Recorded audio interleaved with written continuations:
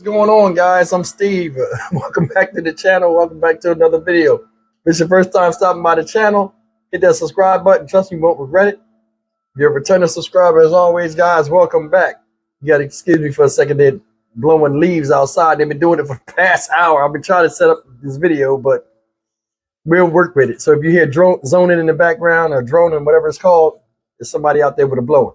But anyway, at the bottom of the screen, you'll see a email address. That's for you guys to contact me personally. If you have any business ideas that you want to run by me or anything like that, any videos that you believe will make good viewing material for the listening audience and viewing audience, by all means, you can drop them off there.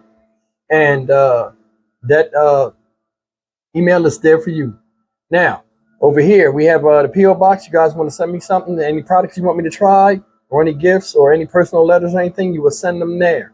Over here, we have the Cash App. The Cash App, like I always speak about, the donations I take and use them in setting up things for my subscribers when I do my meet and greets across the country. Now, before we jump into this real quick, I'm going to say something real fast.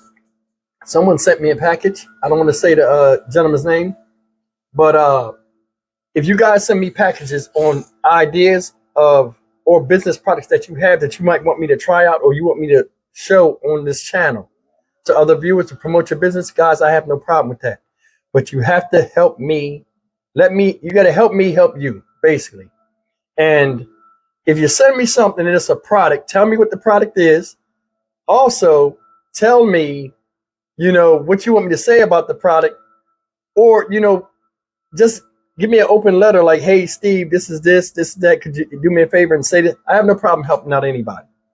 But I mean, I can't, if you just send me a package with something in it, I don't know what to do. I don't know if you want me to promote it or you just want me to have it.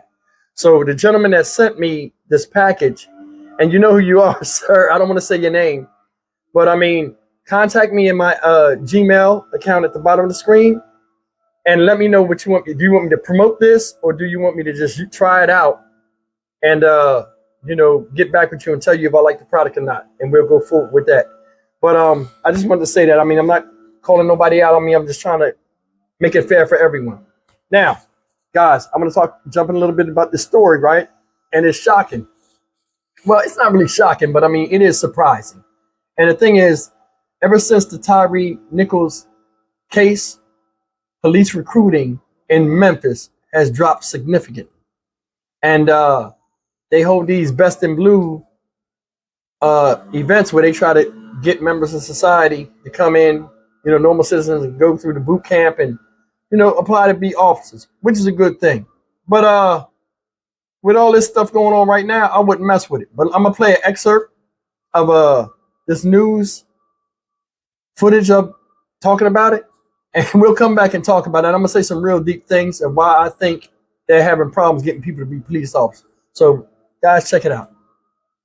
A massive recruiting campaign by the Memphis Police Department seems to have been put on hold since the killing of Tyre Nichols, and it comes at a time when the city has been pushing to increase the numbers of officers on the force. WRG investigator April Thompson shows how police recruiting may now get a second look. They were the weekend fairs that had folks lining up, all for a chance to be a part of Memphis Best in Blue. But then the Tyre Nichols video was released. Incidents like these that happened in Memphis, the murder, really put a negative spotlight on Memphis, such that it's going to be really challenging to get people to want to go into law enforcement. City Council member Rhonda Logan heads up the Public Safety Committee for the Memphis City Council and believes now police recruiting will be even more challenging. This, among other things, are really changing the way and the perception that young people have of public safety, law enforcement. And it comes at a time when Memphis is in need of more officers. Logan says the city council passed a resolution approving 2,500 officers, but the latest report from MPD showed they had just under 2,000. She says it's going to take some relationship building to get those numbers up.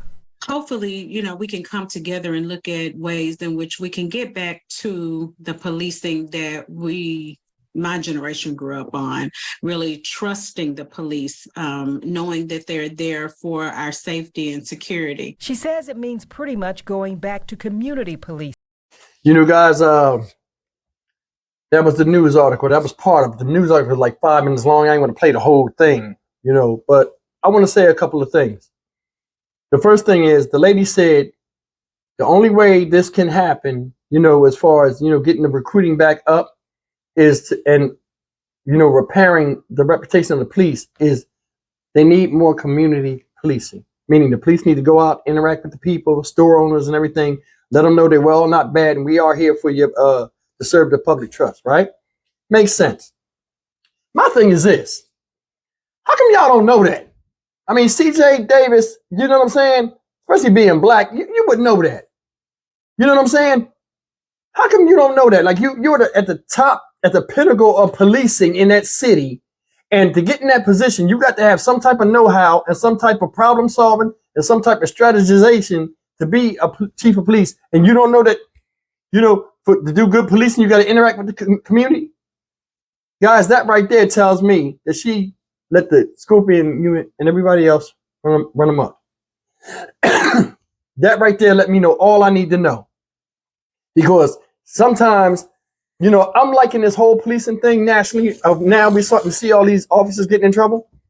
I'm starting to liken this to a lot of the stuff with healthcare, especially with a lot of CNAs and stuff, where they pick the money over the people and over the job. EMTs as well. It's like these people go and do the little 10, 12 hour, 8, 10, 12 hours shifts and they go home. When I was in New Jersey a long time ago, this was crazy. There were you didn't see very little white folks in Camden, New Jersey. And you guys remember in the 80s and 90s, you didn't really see them. You know, they were moving out. So we had the city was mostly black, Puerto Rican, or Hispanic. But all the cops was white. And I'm like, damn, you know, you start to click with you. All of a sudden, these cops come from other townships and then come the police in Camden, New Jersey. Now you got to think about that. These cops are coming from nice neighborhoods to come and go into a war zone that they claim. And when they come in there, it's high poverty, high crime. They're coming in there just to stop it. And they go back to their nice houses, right? And when they come in there, what type of mindset do you think they have? Everybody in there, because the city looks like crap or whatever, is guilty by association of where you live. And that's the thing that's crazy. You got citizens in Memphis. They said the lines used to go around the corner where people were looking for a job, you know? And now it's like they got approval to hire 25 people. Only 1,900 came. Under 2,000. Ever since the Tyre Nichols thing came, everybody's like, yo, it left a bad taste in everybody's mouth. And it should. Because I'm being honest. I would not want to be a cop right now. Period. Because of all of the stuff that's happening, all the stuff that's coming out. You could be a really good cop and people treat you like trash, you know, on account of the actions of others. And I remember when I was young, guys, when I was young, police used to come to the school. And remember they said community policing? This is community policing to me. Cops used to come to the school for career day. We were little kids. And a cop would come, or some police would come. They'd have their uniforms on. And they're like, yo, we're police officers. And we're looking at them. And we were supposed to trust these folks. That used to be a prestigious position in the neighborhood. Why? Because cops were in the neighborhood. They knew the store owners. They got in contact with the people. A lot of the ladies and guys, older people, knew them as kids. They was like family. You get in trouble, he roll up. Hey, what's going on? Before he even make the call, get your little ass on. You know what I'm saying? And it would never be like, hey, I'm gonna lock you up and start, you know, get you locked up because, you know, that's my job. And it's like, these guys are not doing that anymore. Toy drives, turkey drives at Thanksgiving, toy runs, Christmas toy runs. They talking about lack of funding. These police, a lot of these police don't even want to do it because it's just a job to them. You pick the money over the people. It never ends well. That's why you got a lot of police going around the country right now and all this footage coming out of them running roughshod because they ain't got to live in the city they police. So they don't give a fuck. So anytime they do come there, anybody there is open game because they can fuck you up and then leave. They ain't got to worry about you no more. And that's a damn shame. You know, they were always talking about, hey, we need to get people in the neighborhood, in these neighborhoods, the police, you know, the cities that they're from. But with the way this is going, nobody in the neighborhoods want to be cops because cops got such a bad name. Like I said, there used to be a position where somebody would be proud, hey, my son's a police officer. He's making a difference out there. Now, what you going to do? And like I said, I always come at CJ Davis and all this stuff. How you don't know this? This is basic common knowledge. Like I said, you the top cop. You know strategies. You know you got measures in place to fight crime and all this other stuff in these specialized units. But you can't deal with the common citizen. You ain't even out in the street. People are like, yo, we ain't never seen you out there. And it's like, how can anything be done when all you doing is talking? You ain't doing the walking. Guys, man, you got to be involved in the community to get any kind of respect. You know what I'm saying? And it's like, that's common sense. I can't sit over here and run in your house and say, don't do this, don't do that, don't do this, fuck you up when you ain't doing right, then leave back out of there and expect something to change when I'm not there. Or like just expect something to change, like for you to have a positive, you know, outlook on who I am coming in there and governing the city that you from, and I don't even live nowhere in it. Now, I don't know if these cops, most of these cops live in Memphis. I mean, they probably do. But I'm going to tell you something funny. I was showing my son a couple of the videos that were coming out of Memphis. And I was telling him I was going to Memphis, and I was trying to show him, you know, how the city looked.